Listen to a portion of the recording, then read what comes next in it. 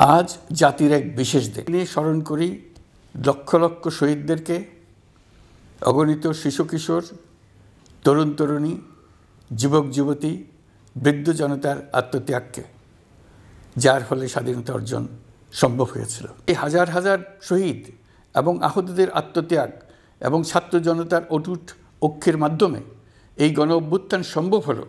তাদের সবাইকে স্মরণ করি এবং আজ এবারের মহাবিজয়ের দিনে সমগ্র জাতির পক্ষ থেকে তাদের প্রতি সশ্রদ্ধ সালাম জানাই। পরাজিত শক্তি তাদের পরাজয় কিছুতেই মেনে নিতে পারছে না। তারা প্রতিদিন দেশের ভেতরে এবং বাইরে থেকে জনতার অভ্যুত্থানকে ব্যর্থ করার জন্য বিপুল অর্থ ব্যয়ে নানা ভঙ্গিতে তাদের চেষ্টা চালিয়ে যাচ্ছে। পাচার করা হাজার হাজার কোটি টাকা তাদের আয়ত্তে রয়েছে। তাদের সুবিধাভোগীরা সর্বত্র ছড়িয়ে আছে।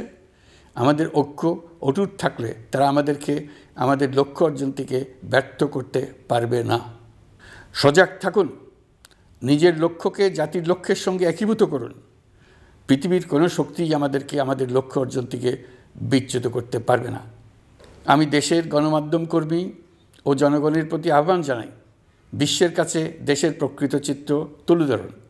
অপপ্রচারের বিরুদ্ধে সত্যই হোক আমাদের হাতিয়ার। যদি অল্প কিছু সংস্কার করে ভোটার তালিকা নির্ভুলভাবে তৈরি করার ভিত্তিতে নির্বাচন সম্পন্ন করতে হয়, তাহলে 2025 সালের শেষের দিকে নির্বাচন অনুষ্ঠান হয়তো সম্ভব হবে। আর যদি এর সঙ্গে নির্বাচন প্রক্রিয়া এবং নির্বাচন সংস্কার কমিশনের সুপারিশের পরিপ্রেক্ষিতে এবং জাতীয় ঐকমত্যের ভিত্তিতে প্রত্যাশিত মাত্রার সংস্কার যোগ করি, তাহলে অন্তত আরও 6 মাস অতিরিক্ত সময় লাগতে পারে। মোটা দাগে বলা যায় 2025 সালের শেষ দিক থেকে 2026 সালের প্রথমার্ধের মধ্যে নির্বাচনের সময় নির্ধারণ করা যায়। অন্তর্বর্তীকালীন সরকার প্রথম পর্যায়ে 6টি সংস্কার কমিশন গঠন করেছে। এরা শীঘ্রই চূড়ান্ত প্রতিবেদন পেশ করবে বলে আশা করি। আমরা এই 6 কমিশনের চেয়ারম্যানদের নিয়ে একটি জাতীয় ঐকমত্য গঠন কমিশন প্রতিষ্ঠা করার দিকে অগ্রসর হচ্ছি। এর কাজ হবে রাজনৈতিক দল সহ সকল পক্ষের সঙ্গে মতামত বিনিময় করে যে সমস্ত বিষয়ে ঐকমত্য স্থাপন হবে সেগুলো চিহ্নিত করা এবং বাস্তবায়নের জন্য সুপারিশ করা। ইউরোপীয় ইউনিয়ন বাংলাদেশকে সর্বোচ্চ সমর্থন ও সহযোগিতা দেওয়ার জন্য প্রস্তুত।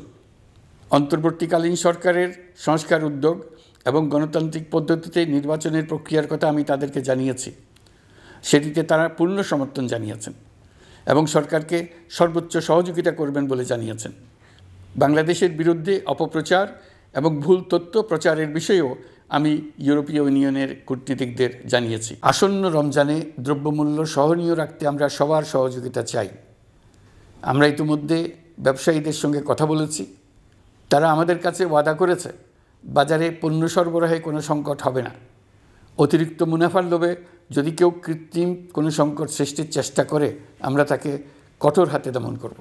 এই নতুন কমিশনের প্রথম কাজ হবে নির্বাচন অনুষ্ঠানের জন্য যে সমস্ত সিদ্ধান্ত জরুরি সেই সমস্ত বিষয়ে তাড়াতাড়ি ঐকমত্য সৃষ্টি করা এবং সকলের সঙ্গে আলোচনা করে কোন সময়ে নির্বাচন অনুষ্ঠান করা যায় সেই ব্যাপারে পরামর্শ চূড়ান্ত করা।